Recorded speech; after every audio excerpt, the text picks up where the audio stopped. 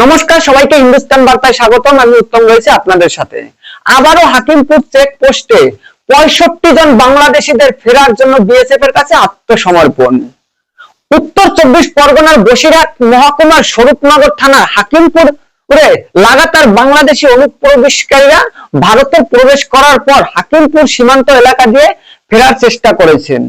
গত কয়েকদিন ধরে লাগাতার ভিড় লক্ষ্য করা যাচ্ছিল হাকিমপুর সীমান্ত এলাকায়। আজকে সকাল থেকে রীতিমতো একই ঘটনা পুনরাবৃত্তি ঘটে। আজকের সংখ্যাটা এসে দাঁড়ালো মাত্র 65 জন বাংলাদেশি, যারা বাংলাদেশে ফেরত যাওয়ার জন্য সীমান্ত এলাকা এসে ভিড় জমিয়েছে। কেষ্টপুর থাকতেন, বাড়ি কোথায় বাংলাদেশে? কয়রা বাড়ি। কতদিন আগে আসছিলেন? বছর তিনেক আগে। তো এখানে কোনো কাগজপত্র কিছু নেই, আর ফিরে যাচ্ছেন কেন এখন?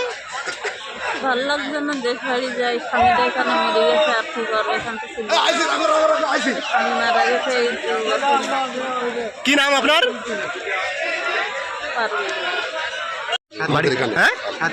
সাতক্ষীরা। এখানে থাকতেন কোথায়?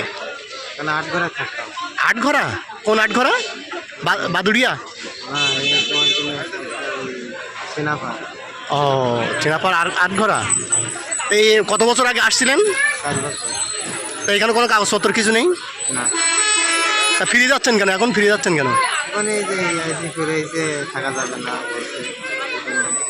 ফিরে যাচ্ছে। আর অনেকদিন হয়ে গেছে, আর কতদিন থাকবো। কোন বর্ডার দিয়ে আসছিলেন আসার সময়? ওইটা বলতে আরো নয়, একবারই ঢুকছে আর শেষ বেরোচ্ছে। কতদিন আগে আসছিলেন? এখান থেকে 4 বছর আগে। কি নাম আপনার?